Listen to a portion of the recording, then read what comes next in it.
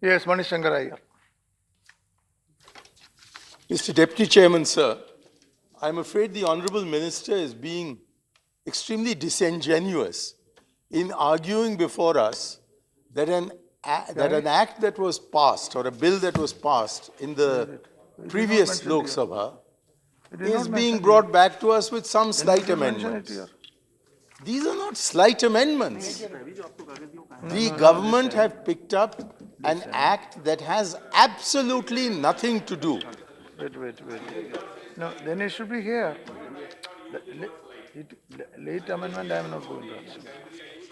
Utter the word slide. What I have just said is that these amendments are meant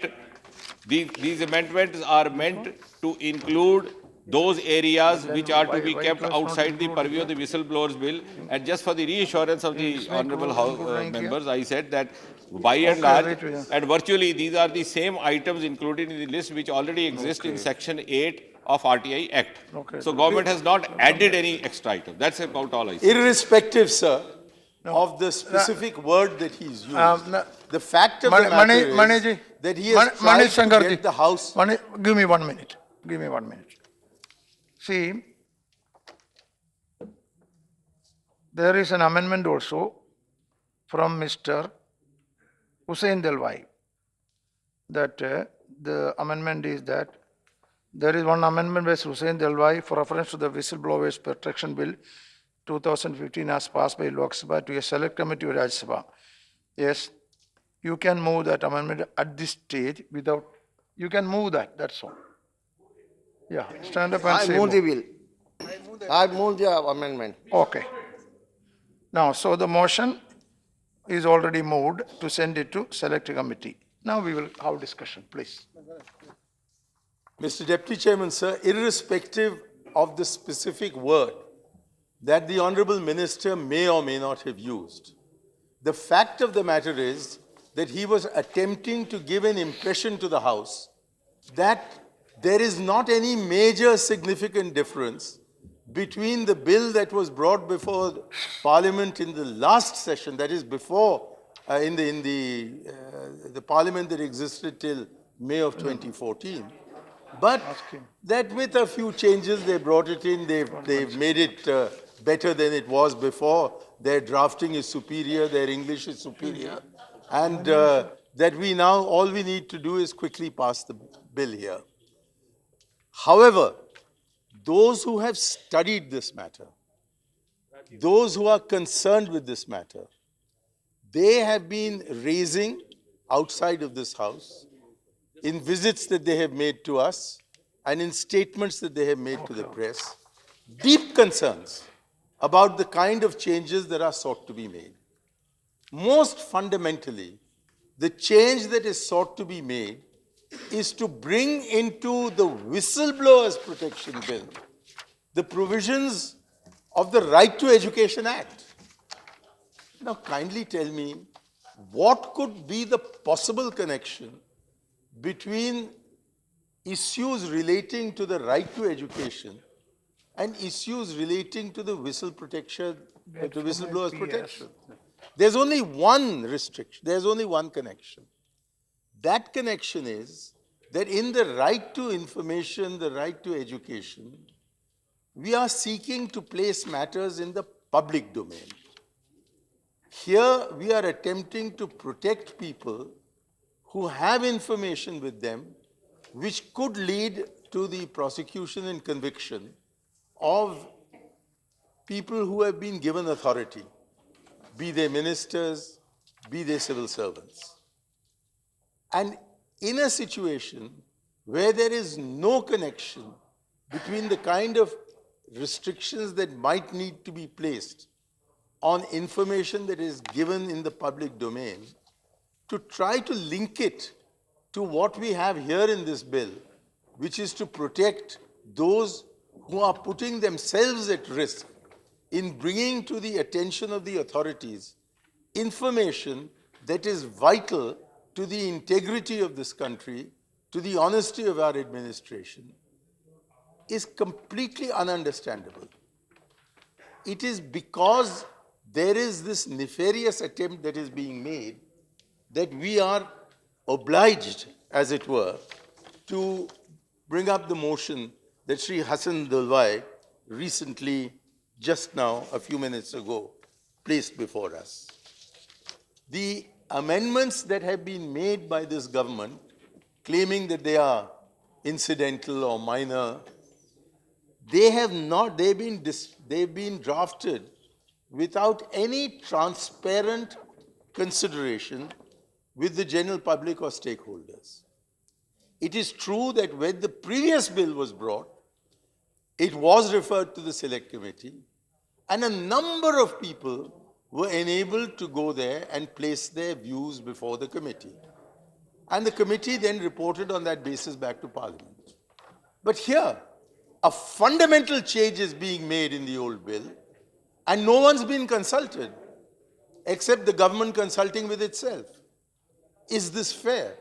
Is this in accord with normal parliamentary practice? What is the need to bring about these changes without consulting with the general public and with stakeholders? So we are faced with a situation where several whistleblowers have had to lose both life and limb because they attempted to drag the country back to the path of integrity and honesty. And instead of assisting them to do so better, instead of affording them protection, protection is being offered to ministers and bureaucrats. How can that be an objective with which this House could agree? The fact of the matter is that there have been deaths, there have been injuries. That is why there is a general public concern. This general public concern was met by the UPA government, producing a draft bill, sending it to the select committee, listening to the inputs of those who are experts in the matter, and then coming back with a report to Parliament, which then in its wisdom and consensually passed the whistleblowers bill, which then lapsed because Parliament lapsed. But here, why this authoritarianism? Why this arbitrariness? Why is it necessary to step on our corns? Why can you not follow normal parliamentary procedure? Why are you so afraid of the fact that you don't have a majority in the Rajya Sabha to try and ram matters through? I agree, you have succeeded in the Lok Sabha. But I remember a phrase that used to be thrown at us all the time from this side of the House when for 10 years we sat where you're sitting today. We kept being told that we are abusing our brute majority. Does it not amount to using your brute majority in the Lok Sabha to completely abandon normal parliamentary practice and indulge yourselves in getting bills passed there, which you know are going to face serious opposition in a House where the opposition, especially if we stand united, are going to be in a majority? The least, I think it's reflective of the fact that your party, your government, seems to have very little experience of running a government. If you had known how to run a government, you would understand the import of a very famous saying of Sir Ivor Jennings, that every election throws up not only a government, it also throws up an opposition. We are part of Parliament. You have not learnt, not in the GST bill, and not here, and not in numerous cases that I can place before you, to reach out to the opposition, to talk to the opposition, to take into account an alternative point of view, to produce legislation with consensus, and then, with the confidence of the whole House, refer it to a standing committee for looking into the nitty-gritty of the legislation to ensure that the objectives that are listed in the draft legislation are actually fulfilled by the provisions of the Act. You have failed to do so. You failed to do so on repeated occasions. And once again, you are demonstrating this authoritarian streak, which is so much in evidence in the manner in which you function. We have no desire to imitate your dreadful behavior when you were in the opposition. We want to cooperate. And the proof that we want to cooperate in running this democracy is that we passed more legislation in the first 6 months of this government than had been allowed to be passed in years of the days when you were in opposition. For years, we proved that we are willing to cooperate with you. But you don't seem to have understood the lesson at all. Suddenly, from December of 2014, you abandoned the consensual path, you abandoned parliamentary procedure, and you took to the authoritarianism of having ordinance rule instead of parliamentary rule. And it has taken us the better part of 1 year to drag you back to the path of probity. Now, at long last, we are seeing some slight signs here and there that you recognize that an opposition exists and that you have no alternative but to reach out to us. And above all, it was the elections in Delhi and Bihar in the course of the year 2015 that taught you that lesson. You in 2014 assumed that in a very short time there would be state assembly elections that would enable you to increase your strength in the Rajya Sabha. Those hopes having been dashed, you are now beginning to, but only beginning to, recognize that an opposition exists that can block your path unless you do the normal, decent, democratic thing of reaching out to the opposition. This bill has been brought before us so suddenly that I haven't even brought the papers on the basis of which I had prepared myself to participate in this debate.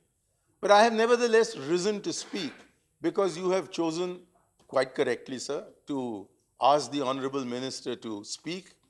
We thought he was going to speak for 90 minutes and we'd have the opportunity of studying the papers and coming back. He But wanted he to ended speak 90 within minutes. 19 You sir, minutes. made it 19.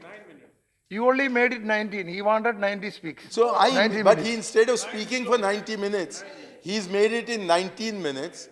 And for once I find that I have 32 He wanted minutes to let left you to me, speak. and I That is the intend to reason. take up all those 32 minutes. Because somehow we have to drag this on until the point at which we will be able to vote upon the motion that refers this matter to the standing committee. So as I was saying, and as I was underlining, now that they are beginning to recognize that an opposition does exist and that without that opposition's cooperation, it will not be possible for them to move ahead with their legislative agenda, I'm hoping that this whistleblowers protection bill debate will teach them the important lesson that they cannot hope to smuggle past us important amendments in previously passed legislation without consulting us, without consulting anybody. Of course, they have the right to draft legislation, but they have to draft legislation on the basis of ground realities. And the ground reality is that the largest single party in this House is the Congress party. And we have very friendly relations with our friends to the left, right around, until we reach the last two segments of this House. And it is they too who have stood up and said on this occasion, as on many other occasions, that we cannot have the government, the treasury benches, railroading their way through this parliament. It is necessary for them to talk to us. And it is important too that they do not come up with disingenuous methods of trying to befool the House into thinking that nothing very much is happening, it's a small number of amendments, we've already dealt with it in the past, so let us pass it now.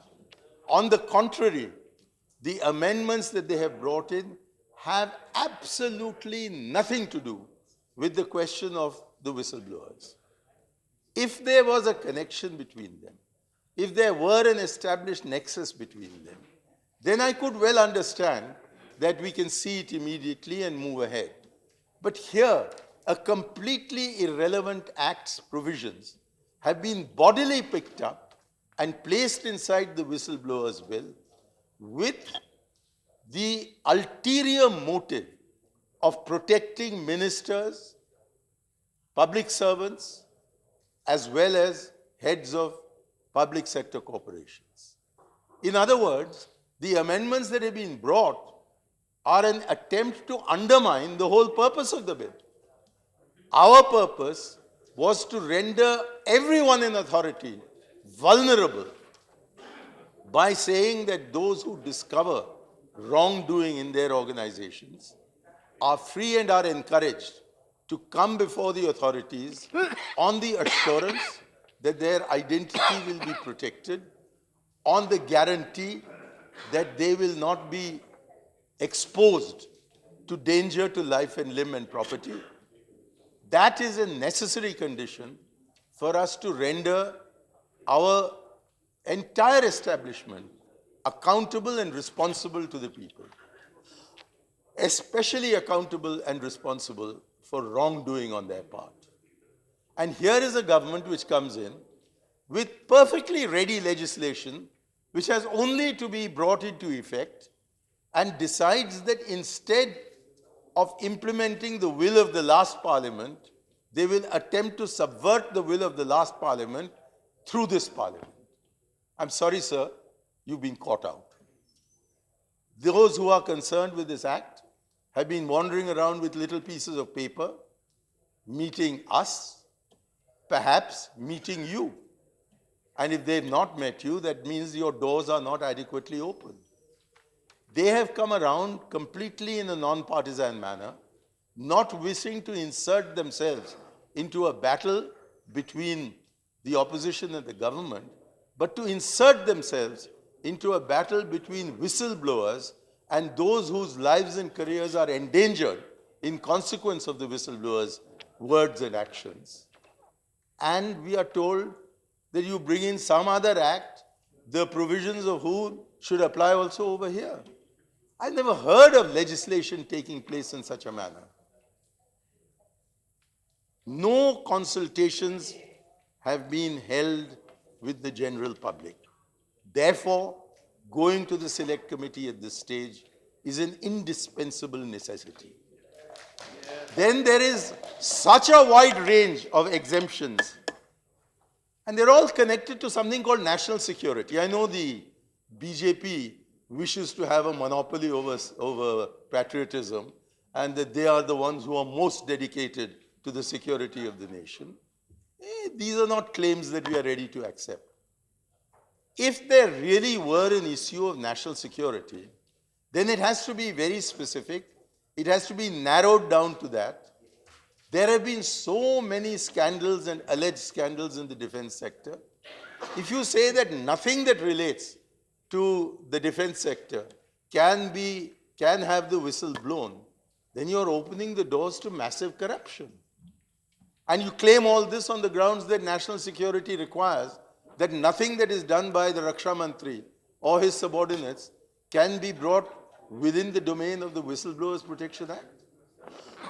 Everyone knows that these sensitive areas are often the areas where the sensitivity is utilized in order to push through ulterior agendas. And I charge this government with having an ulterior agenda. For if it did not have an ulterior agenda, that of protecting ministers and high officials, why would they have thought up the provisions of some completely different act to be brought into this, and that too on alleged claims of national security? I can understand that there can be some protection afforded to secret matters. But you cannot use the cover of secret matters in order to indulge in corruption. If you use the general cover of security, saying anything that ISRO does, anything that the DRDO does, anything that an army commander does, cannot be covered because that amounts to actions dealing with intelligence operations and military operations and security-related information, then you are undermining the whole purpose for which this legislation has been considered and debated upon for such a long time. You have not clearly demarcated the lines which whistleblowers are not allowed to cross. You've drawn such a broad line that no whistleblower will be able to blow the whistle for fear that he would be caught and charged under provisions relating to the security of India. And those provisions are extremely harsh. And why should wrongdoing in our security agencies, in our intelligence agencies, in our defense research agencies, in our space organizations not be... Sir, I've got a fair amount of time, 24 more minutes. 24 And the minutes. whole object of my... 24 minutes is there. Sir, the only reason... Yes, but there are 3 more For the speakers. INC, sir, there's nobody else from the INC. No, there are 3 more speakers.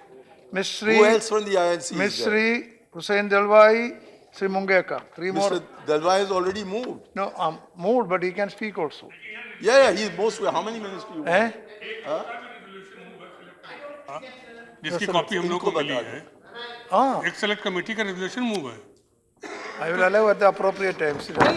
So, there are 3, Mani, there are 3 more speakers. Committee को जाना है तो दोनों bill एक ही तरीके के हैं तो इकट्ठा एक ही सेलेक्ट कमेटी को दोनों भेज ना दिया सुनिए तो ज्यादा अच्छा होगा Suniye, already there is a motion here under consideration you for are sending ready to to select put committee. that- So it is under consideration. तो पहले इस पे डिसीजन तो हो जाए नहीं, जो नहीं। मोशन है But sir- इस पे पहले डिसीजन तो हो जाए Sir, the बहस only कराने reason का- I'm No, no. continuing to speak...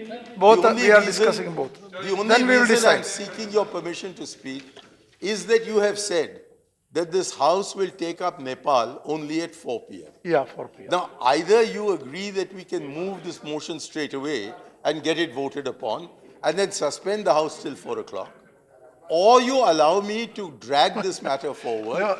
We have already Mani, requested, Mani, begged, I have pleaded with the Honorable Minister I have to got speak for 90 6, minutes. 7, He goes and speaks for 90 9 speakers in my list. That is the point. Pardon, I sir? have 9 speakers in the list.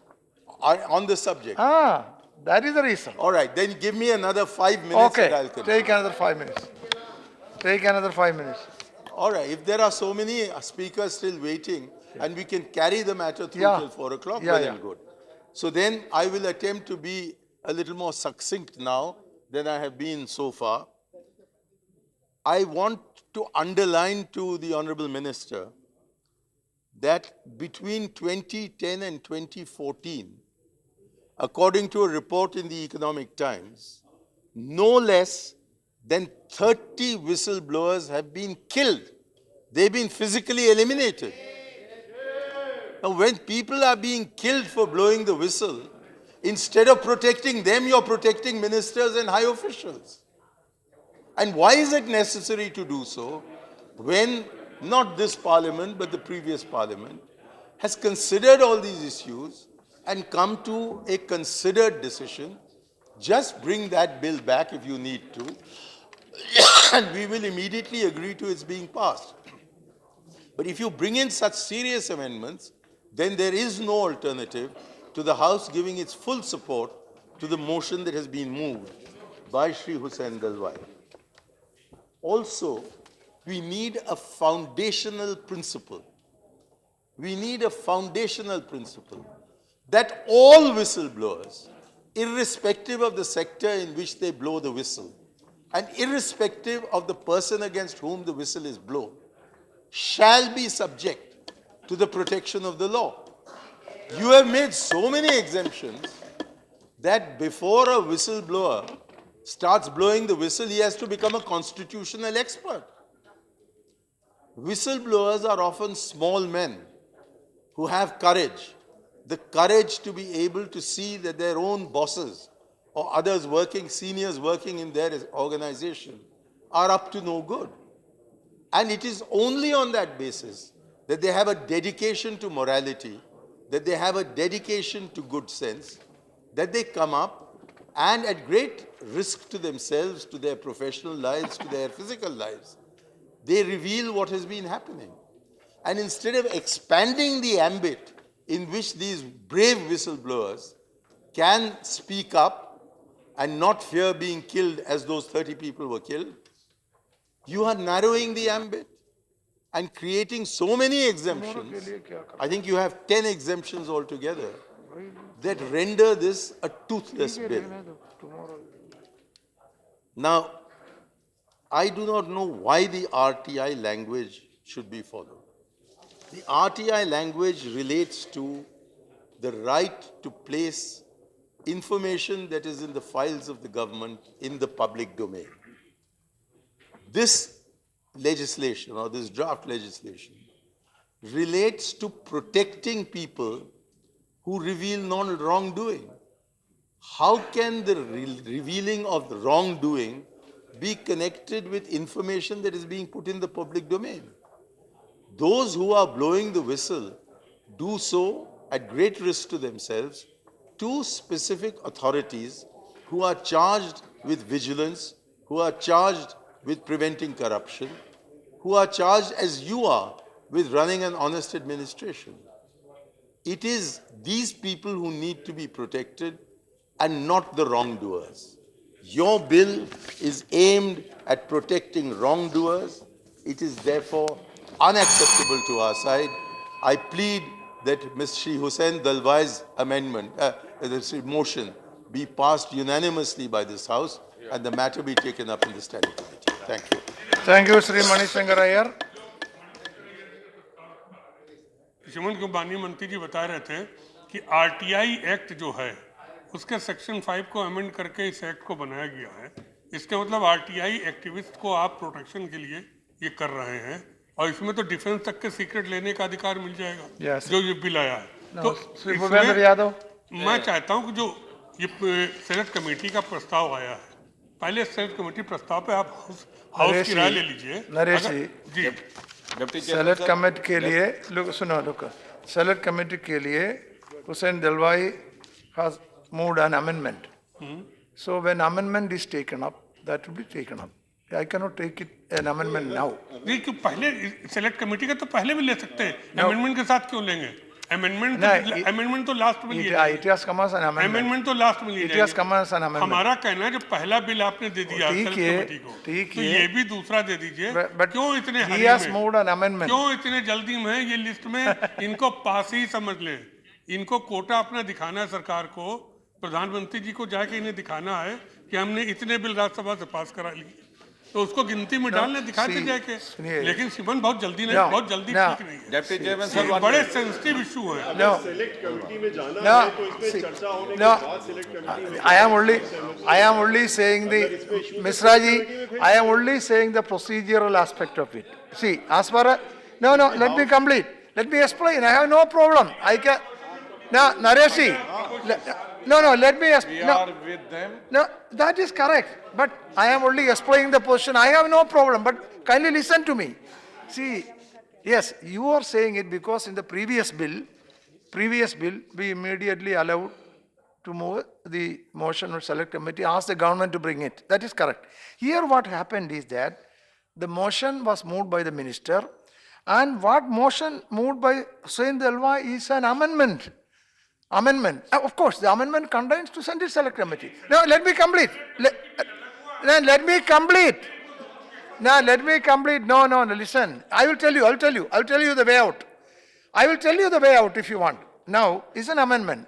So as far as I am concerned, I have to treat it as an amendment, and the time when amendment is taken, I will have to take it up. That is a procedure as far as I am concerned. But however, now that's what I am saying. However, if there is total consensus in the House, and if the government also agrees, and if the government wants to move as before, an amendment, a motion to send it to select committee, then chair has no objection.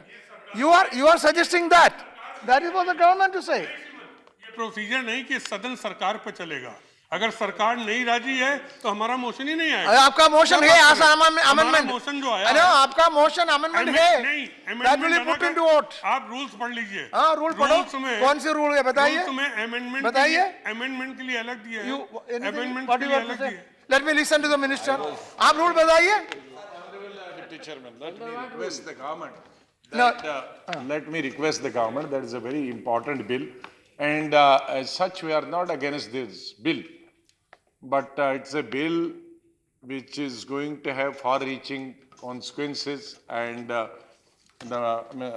speaker just now from our side, Mr.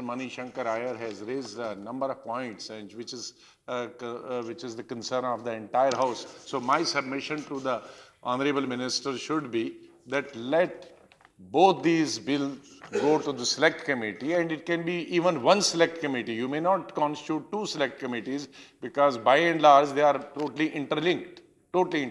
So I would submit to the government that the proposal given by almost the entire opposition, that should be accepted. Deputy Chairman, sir, Yeah. as far as the earlier bill was concerned, we did realize that the discussion had shifted the focus to a grey area, which needed to be thoroughly worked out. Where the authority of the Lokpal ends and the other begins. As far as whistleblowers bill is concerned, the Honorable Shankar Aiyar ji made a very elaborate presentation. Though I didn't speak 90 minutes, but he repeated himself 90 times. And I will just very humbly submit, he was right. The biggest truth that he uttered was that he did not have time to read the bill. Again and again, he has pointed out that the bill is meant for the protection of the whistleblower, which is not forthcoming in the bill, which is not true. The matter of fact is that the bill which was brought by the earlier government did not have so many of safeguards which are there in the present bill. I would request the honorable members to go through it. Having said that, at least as far as we are concerned, we don't find any reason. The bill. No, please continue. Continue. The bill has already been passed in the Lok Sabha. It was thoroughly discussed. As far as the protection for the whistleblower is concerned, there is adequate provision, which if the honorable member also goes through the bill, he would realize there is no reduction in the protection which was provided by the earlier government Okay, that's in fine. their bills. That is one. Now, with regard to Now, the as far as suggestion- the security, No, the suggestion for, no. it is not so. Nowhere in Minister the bill, is not. nowhere, Rajiv, nowhere in the sit bill, down. No. nowhere in the This is bill, no. Minister is not nowhere in the reply. bill- You need nowhere not in the reply bill- now. Nowhere in the bill it is directly or Don't indirectly. You need not reply now. You say about the select committee aspect of it. See, sir, that's what I am coming to. Yeah. Nowhere in the bill, directly or indirectly, there is any indication of protection to the corrupt.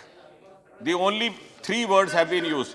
Please let me, I'm not yielding. There are No, only three please. words used. Sovereignty. No, why you allow him? Arre- Mistry, you allow him to.